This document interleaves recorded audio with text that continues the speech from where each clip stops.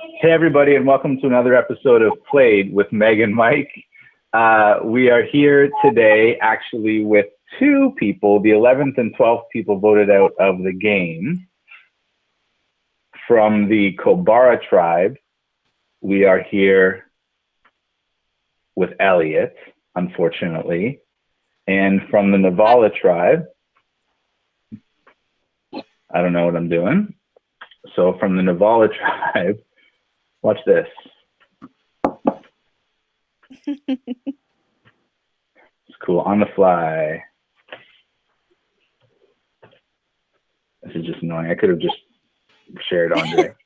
So it's Andre, unfortunately. Hi, Andre. Sorry to see you guys. It's all right. So that's who we're going to be talking to. So Andre, we'll start with you first. Today did it seem inevitable for you kind of all day today? Today, yeah. I think in the last pretty much I don't know how many hours after the results came in from the challenge. That's when it sort of became clear to me that, oh shit, I'm going to be on the block. And then when I started sort of reaching out to sort of figure out, hey, what paths do I have to sort of get off of the block? And I was getting a lot of dead ends. And I think that sort of made very clear to me that I was not prepared to play this game the way that it needed to be played. So did it seem like on Navala you kind of figured out a way to play that worked for you guys, but then once you met everybody else, it was kind of a whole different type of thing? In Navala, because everyone had their connections, but their connections were in the other tribes. And so on this tribe, you needed to pull your own weight and also build relationships with the people that were around you that you didn't really know. But then after the swap happened, I'm now entering a tribe where there's a solid 4 that I'm up against, right? And there really isn't too much you can do because I don't even know their history, right? I don't know which their weakest link is. So it's just a completely different dynamic to sort of break up something that looks strong in that than it was in Navala original. Right. We'll come back. I got more questions for you. I want to kind of go back and forth so that you guys both feel like you're part of the video. Elliott, you mentioned that you weren't really playing the game. Does that include today, or did stuff ramp up for you today? Yeah, I ramped up a little bit. Kyle was talking about he had a plan and he worked through something and he needed to be trusted. And so I was kind of going along that. Just wasn't talking to anybody. Wasn't kind of reinforcing anything. Figured that. Yeah, it'll be taken care of. Woke up this morning to essentially the vote was supposed to be 2 people, but there's only Callan was the only name I was hearing. So then you start thinking, okay, well, then the other person's got to be me. And kind of woke up this morning, started doing some digging, and sure enough, it was. And there was a majority in my name. So I was basically going home this morning. It was just part of that. I think I sat back, let something just kind of happen while I didn't play that active role, right? I tried to, and it's hard on our tribe where everybody knows everybody and everyone is there's a history of backstabbing everyone on that tribe, right? So you say one thing to someone, it's not going to be true, right? So you're immediately thinking, okay, well, that's not true. And so it makes it really difficult to even form any kind of strategy. But so it just throwing out options, and I just kind of threw some Hail Marys to try to make something work today, but I didn't have the bandwidth to do a video or anything like John House did, unfortunately, so I couldn't be as entertaining. But definitely taking a step back did not help. Well, it didn't work for him anyway either. You put all your energy into growing that beard, didn't you? Yeah, well, now I can shave it off, so that's good. Yeah, it was a Survivor Hamilton beard. That's it. Yeah. How is this different than last game? Did you just feel like you didn't really want to put the extra energy in, or you didn't feel like you had to, or kind of where did that come from? So the difference was it's literally every time you're talking to someone, you just think you're automatically not telling the truth. So there's just that layer of distrust. So it's you can pick one person to trust, and that's kind of how I played it both times around. I picked one person to trust and just figured that whatever they were saying to me was going to be the game and how it was going to be played out. And so at least that way you have your kind of marker to know, and then everything else is just, it's just going to happen and happen. Like, you're just going to have to go with the flow a little bit. So. Right. Well, and Andre, it seemed like that was like the only constant for you guys in Navala was that mistrust. Was that nobody, even though you went through all those votes together, you probably didn't finish having any trust for anyone on that tribe. Yeah, like we were thrown into so many tribals, right? That it felt like, honestly, like it felt like the challenges were a good escape from all the politics that needed to constantly happen, because it was just, you had no break, right? It was immediately getting prepared for the next tribal. Mm-hmm. Yeah. This was fun for you? Yeah, you know what? Like, as much as it's been a strain on a lot of things, right? Like, I have 2 young kids, wife at home and lots of things to do. And that's been obviously a struggle to keep up. But, especially during like this COVID stuff, like this was a good escape, right? To just be part of something, connect with people that I've never met with, like on the phone with people that I've never met with, having strategy conversations. And then like, it's just cool. Like, it was a good experience. And you know what, besides everything else, like I left with a very positive vibe from this for sure. Is that what you expected? Sorry? Is this what you expected, the game? No. I watched, I'm one of those people that watched like Survivor, like the first season that came out, and it was like super cool and novel, right? And I've never watched it since. So like my wife was explaining, how the winners picked a couple of weeks back. I'm like, oh shit, right? Like I didn't know the mechanics of it, right? Yeah. Like I felt like, I was doing my best at the time, but I think that all of my plays, looking back on it, were pretty short term. And I don't think that I necessarily spend enough time thinking about long term and how I'm going to map out that journey. Well, and admittedly, like you had a pretty tough swap, right? Is like you came over with John as the one person you could potentially kind of work with right away, but he already had all those other people that he was already aligned with before the game even started. Who was responsible for that swap? That's garbage. Well, I did it live. Were you on the video? No, it wasn't. Okay. It was like a risk for me as a producer as well, that it could have ended up completely shit. And for some people, it typically it's like works out well and poorly, but it's like the same amount of people. The same amount of people it screws, it really helps, and it typically evens out. Elliott, did you feel like the swap for you also kind of put you in a bit of a hole on that tribe? Yeah, I think so. Going into it, I mean, obviously, like I kind of knew most people on it, so it was, that was comforting. But again, coming back to that, like everyone was just lying to everyone, feeling that it's hard to get any kind of traction. I was so nervous. I was happy at least I made it this far, considering how the makeup was and some of the history that some of the other players have. So yeah. Do you feel like even if you had been put like on Navala with those guys, you still would have had these issues with trust? Like you even wouldn't have been able to trust them either? Maybe to a certain extent. I mean, I was kind of leveraging that a bit because I kind of had a feeling that I was going to be here today. So I was pushing for Peter to be in Andre's spot. So I was more leveraging that distrust among the friends to be like, guys, like Peter, like look at Peter. He worked with John Harris. He put together the videos. Like, come on, you guys, you don't need Peter. You'll be fine. So there was a bit of that, just kind of going off the distance. But I think at the end of the day, like we were also close to each other that we also do want to win. So I don't think it would be near as difficult or as challenging. Are you mad at them? No, not at all. That's how the game's played, right? Like it's just a game. It's not real life. So good answer. Do you have an idea of who you think voted with you? And it was obviously basically 4-3 vote, even though there was votes for Dave and Cowan. But did the votes go the way you thought they would, or did you think it would be a different kind of combination of names?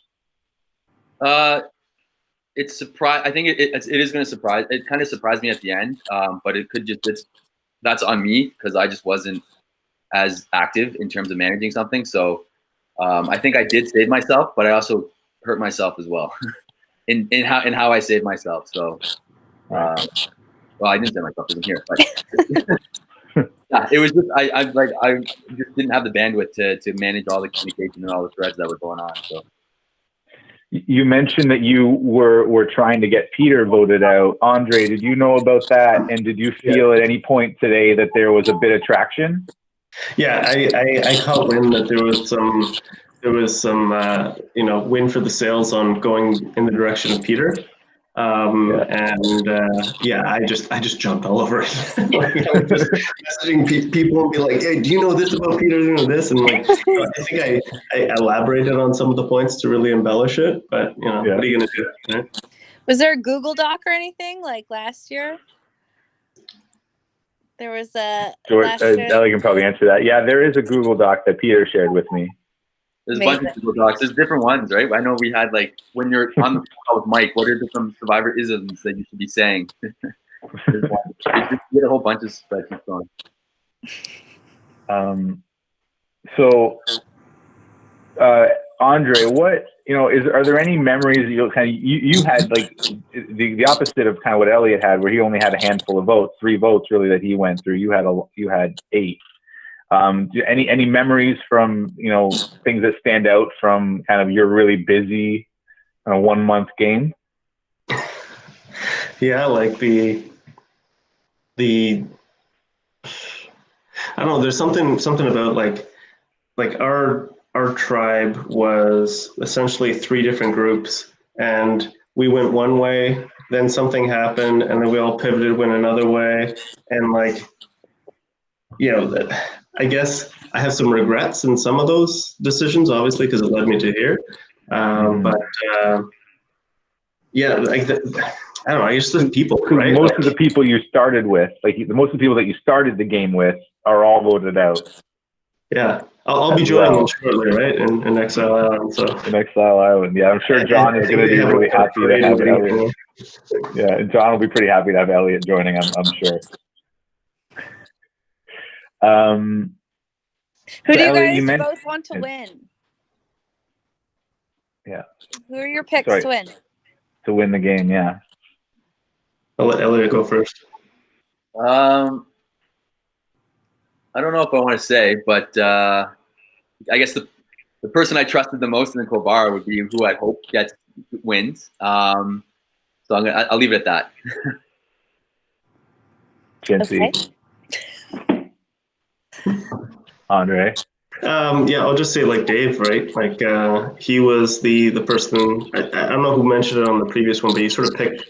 No, sorry, Elliott mentioned earlier that you sort of pick somebody you just trust, and you just everybody else you sort of had like less trust for, and Dave early on, that's who I gave my trust, and he's been a stand-up guy, so I'd love to see him win. Would have loved to see Shareed win, but the animals went after him.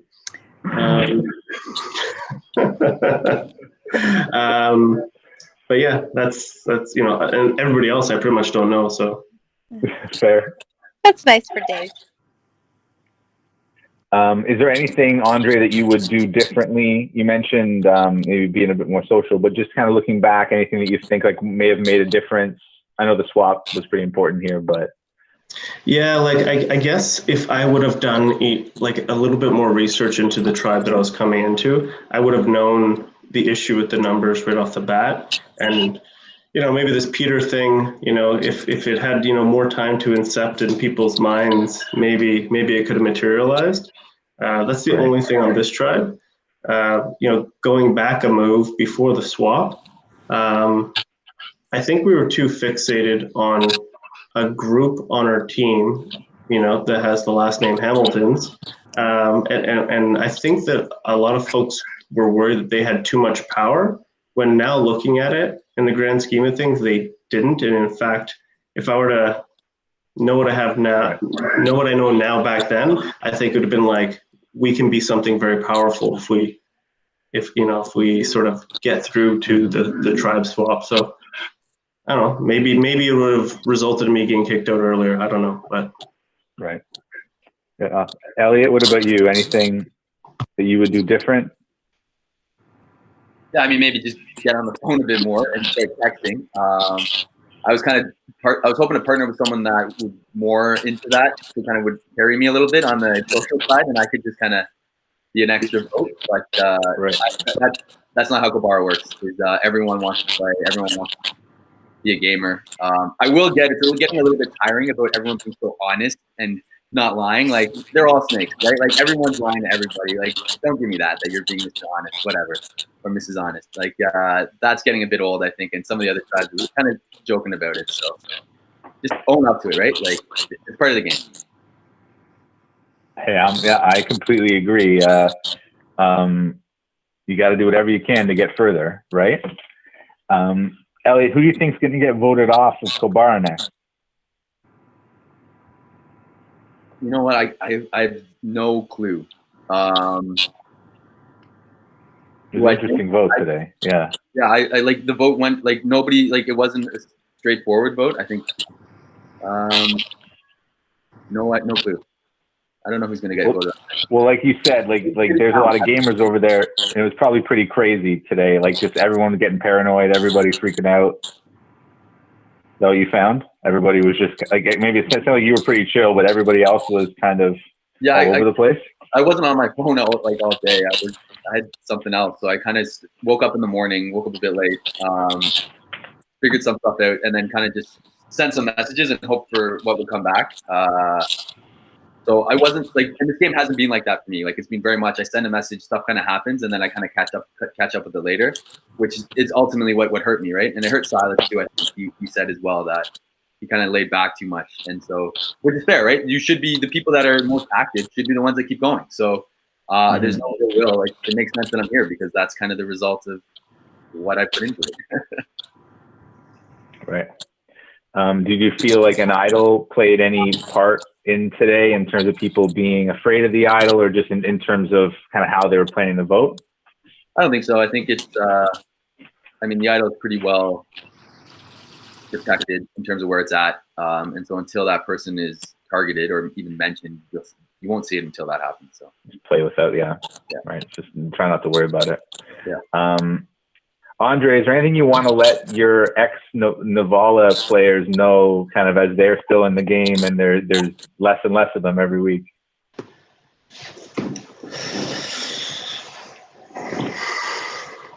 I don't know. Obviously, don't really take too much advice from me because look where it gets you. But, I don't know. I would just think about how you're going to get some numbers, right? Like ultimately, this is a numbers game, and in this group, I think I was able to get 3 people on board, but because there was a solid 4, like the numbers was like a brick wall, and so if you can get the numbers, just makes things a lot easier. So work on getting numbers. Right. Meg, do you have any questions? What should I watch? What should I read or listen to? Give me suggestions.